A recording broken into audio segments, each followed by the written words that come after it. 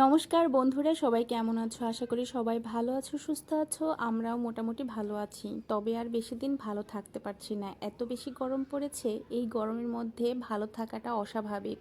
আর বর্তমানে ইলেকট্রিসিটির এমন অবস্থা যে কি বলবো, আমরা যেমন তিনবেলা মেপে মেপে ওষুধ খাই, ইলেকট্রিসিটির ঠিক তিনবেলাই মেপে মেপে আমাদের সেবা দিচ্ছে।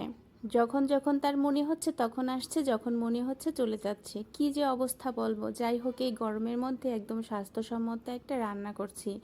আজকে আমি রান্না করব আলু দিয়ে লাউ শাক। তবে লাউ শাক তো আমরা অনেকভাবেই রান্না করি, তবে আজকে একেবারে তেল মশলা ঝাল কম দিয়ে সাদামাটা রান্না করছি। লাউ শাক রান্না করার জন্য আলুগুলো ভালো করে কষিয়ে নিয়েছি হলুদ আর মরিচ লবণ দিয়ে। তারপরে দিয়ে দিয়েছিলাম কিছুটা পরিমাণে কাঁচা লঙ্কা চেরা, দিয়ে কিছু পরিমাণে জল দিয়ে কিছুক্ষণ ফুটিয়ে নিয়েছি। এরপরে আমি ফুটন্ত ঝোলের মধ্যে দিয়ে দিলাম লাউ শাকগুলো সুন্দর করে ধুয়ে আগেই ছড়িয়ে রেখেছিলাম। তো এরপরে আমি হালকা করে নাড়াচাড়া করে নিচ্ছি ঝোলের সঙ্গে, যাতে শাকটা ভালো করে মিশে যায়।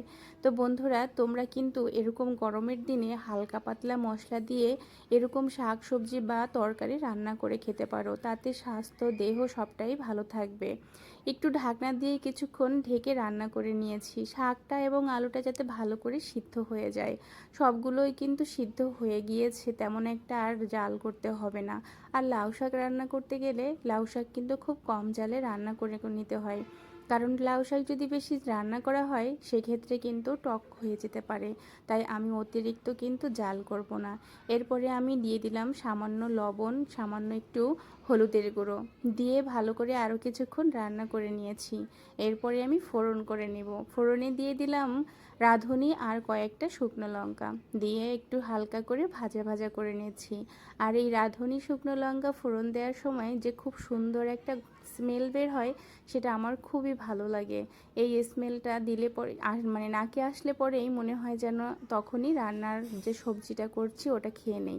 তারপরে আমি ফোড়ন করে এর মধ্যে দিয়ে দিলাম সামান্য একটু জলে সামান্য পরিমাণে কর্নফ্লাওয়ার গুলিয়ে, তারপরে দিয়ে তরকারির মধ্যে আবারও কিছুক্ষণ ভালো করে নাড়াচাড়া করে নিচ্ছি। এবারে নামানোর আগে সামান্য পরিমাণে চিনি দিয়ে দিলাম। চিনি দিয়ে আর একটু নাড়াচাড়া করে ভালো করে আলুগুলো একটু ঘুটে ঘেটে দিলাম, যাতে ঝোলটা একটু ঘন ঘন হয়, খেতেও বেশ ভালো লাগে। আজকের এই সাধারণ রান্নাটা তোমাদের কেমন লাগলো অবশ্যই কমেন্ট করে জানিও। ভালো লাগলে চ্যানেলটি সাবস্ক্রাইব করো, লাইক কমেন্ট করো। সবাই ভালো থেকো, সুস্থ থেকো, টাটা।